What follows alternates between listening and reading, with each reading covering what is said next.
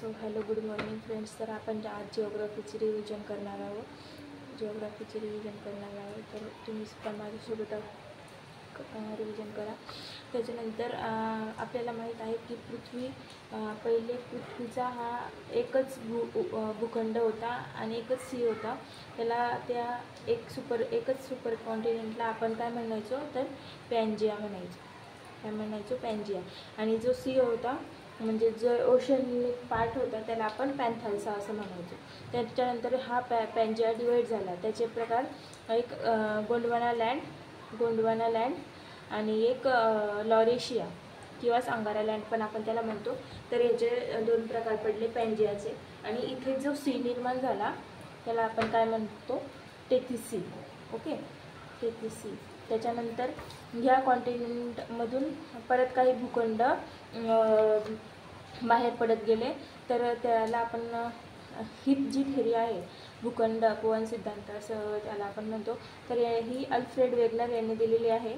तर त्यांनी काय सांगितलं आहे की South America, okay, South America ही तो वरती नॉर्थ अमेरिका, ही साऊथ अमेरिका, आफ्रिका आणि त्यानंतर इंडियाचा हा साऊथकडचा भाग, फक्त वरचा भाग नाही, ज्याला आपण द्वीपकल्पीय पठारी प्रदेश असं म्हणतो. तर तो भाग हा खालून वरती गेलेला आहे. पूर्ण इंडिया हे नाही गेलेलं.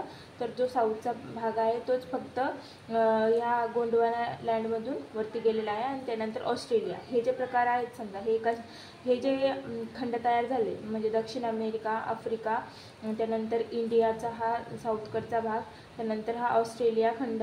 तर हे कशामधनं गेलेले आहेत तर गोंडवाना लँडमधनं गेलेले आहे. ओके. आणि हा जो नॉर्थ अमेरिका, युरोप आणि आशियाचा जो भाग आहे तो ऑलरेडी तो कशाचा आहे तर तो लॉरेशियाचा आहे. ओके. त्याच्यानंतर जेव्हा समजा आता हे झालं की खंड तयार झाले, तर सध्या आपल्या जगामध्ये किती खंड आहेत तर आपण 7 खंड आहे असं म्हणतो. परंतु अजून एक नवीन खंड होता म्हणजे आहे तो, पण तो पाण्याखाली गेलेला आहे पूर्ण. त्याला आपण काय म्हणतो तर झीलँड असं म्हणतो. म्हणजे जो ऑस्ट्रेलियाच्या पलीकडचा जो प्रदेश आहे, न्यूझीलँड वगैरे आहे त्याच्यामध्ये, तर त्याला आपण झीलँड असं म्हणतो. तर तो एक 8वा खंड असं म्हणजे कोणी मानतं. त्याच्यानंतर 7 जे खंड आहेत तर ते कोणते फर्स्ट क्षेत्रफळानुसार पण पहिला कोणता खंड येतो तर आशिया. आणि सगळ्यात जास्त पॉप्युलेशनमध्ये पण कोणता खंड येतो तर आशिया. आणि सेकंड कोणता आहे आफ्रिका. ओके, पॉप्युलेशनमध्ये पण सेकंड आफ्रिका आहे. त्यानंतर आफ्रिका, त्यानंतर नॉर्थ अमेरिका, त्यानंतर फोर्थ साऊथ अमेरिका, त्यानंतर फिफ्थ युरोप आहे आय थिंक. आणि 6 आहे की ऑस्ट्रेलिया. Okay, Australia. आणि 7th number Antarctica. Okay, Antarctica. तर हे आपले 7 खंड आहेत. आणि एक जो 8वा खंड आहे तर त्याला झीलँड असं नाव आहे की म्हणजे तो पूर्ण पाण्याखाली गेलेला आहे. परंतु एकेकाळी त्याचे बेटं वगैरे होते तिथे. ऑस्ट्रेलियाच्या खाली जो भाग आहे म्हणजे न्यूझीलँड जो देश आहे त्याच्या अवतीभोवतीचा जो प्रदेश आहे त्याला आपण झीलँड म्हणतो. आणि परत एक सांगायचं म्हणजे जो ऑस्ट्रेलिया खंड आहे त्याला ओशेनिया पण म्हणतात. ओशेनिया का म्हणतात तर ओशेनिया म्हणजे ऑस्ट्रेलिया खंड आणि बाकीचे त्याचे जवळपासचे जे देश आहेत जे बेटा आहेत त्यांना मिळून आपण ओशेनिया असं म्हणतो. ओके. आता हे झाले खंड. त्याच्यानंतर आपले आता काय राहिले तर ओशन्स कोणते आहेत तर नंबर 1 आहे पॅसिफिक ओशन्स. नंबर 1 आहे पॅसिफिक ओशन. त्यानंतर आहे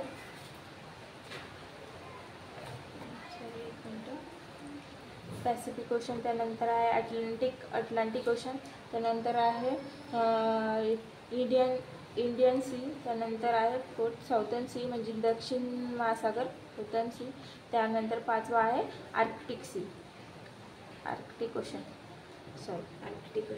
तर क्षेत्रफळानुसार पण हे असेच आहे की पॅसिफिक ओशन आहे नंबर फर्स्ट आहे पॅसिफिक ओशन. सेकंड आहे अटलांटिक ओशन. त्यानंतर इंडियन ओशन. त्यानंतर साऊथर्न ओशन. त्यानंतर आर्क्टिक ओशन.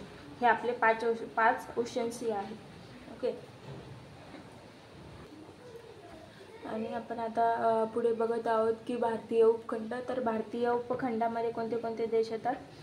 भारतीय उपखंड म्हणजे काय की त्या प्रदेशामध्ये ती म्हणजे एक अशी भूमी लँड लोकेटेड की ज्यामध्ये भारताच्या जवळपासचे जे पण देश आहेत ते इन्क्लूड होतात. तर म्हणजे ती एक सीमा तयार झालेली आहे म्हणून त्याला आपण भारतीय उपखंड म्हणतो. कारण इथं आहे पामीर पठार. ओके, भारताच्या वरती डोक्यावरती पामीर पठार, आपण याला जगाचे पण असं म्हणतो. त्याच्यानंतर इथं आहे हिंदुकुश म्हणजे जी पाकिस्तानमध्ये जाते ती पर्वतरांग. आणि इकडं आहे हिमालय. ओके, हिमालयाचं समोर एक्सटेन्शन झालेलं आहे म्यानमारमधून ते सॉरी कोणते बेट आहे तिथे अंदमान निकोबार, आणि याला आपण अराकोमा असं म्हणतो. तर ही जी सीमा आहे ती बाँड्री तयार झालेली एक नॅचरली, त्यामुळे आपण त्याला भारतीय उपखंड असं म्हणतो.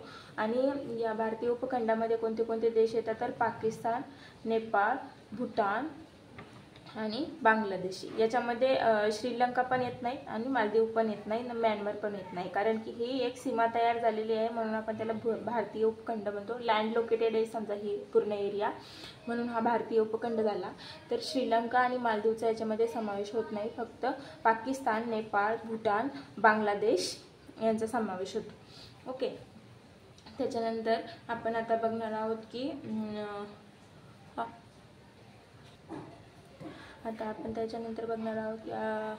अक्षांश आणि रेखांश म्हणजे लॉन्जिट्यूड आणि लॅटिट्यूड. म्हणजेच ही पृथ्वी आहे समजा आणि याच्यामधून जर 0 डिग्री अक्षवृत्त गेलं तर आपण त्याला काय म्हणतो इक्वेटर किंवा विषुववृत्त.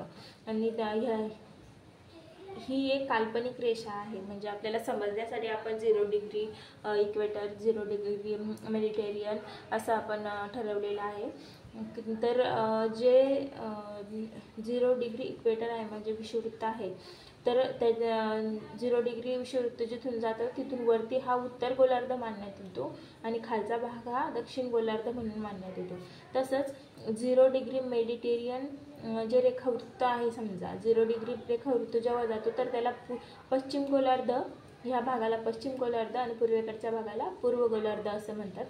तर आपला जो भारत देश आहे तर तो कुठे येतो तर हा उत्तर पूर्व गोलार्धात येतो. कुठे? उत्तर पूर्व गोलार्ध. म्हणून आपल्याला भारताची किंवा कोणत्याही देशाची लोकेशन काढायची असेल तर आपल्याला अक्षांश आणि रेखांश माहीत पाहिजे, तेव्हा आपण तिथे त्याची काय म्हणतात त्याला लोकेशन काढू शकतो. त्याच्यानंतर हे जे अक्षांश आहे तर हे वरती 90 आणि खाली 90 एवढे आहेत.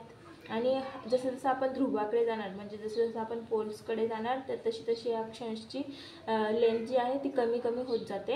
आणि हा जो इथे 23.5 डिग्रीला कर्कवृत्त आहे आणि इथे खालच्या भागामध्ये 23.5 डिग्रीला मकरवृत्त आहे. तर हा जो प्रकार आहे म्हणजे कर्कवृत्त ते मकरवृत्त, याला लंबरूप सूर्यकिरणे पडतात. तर इथे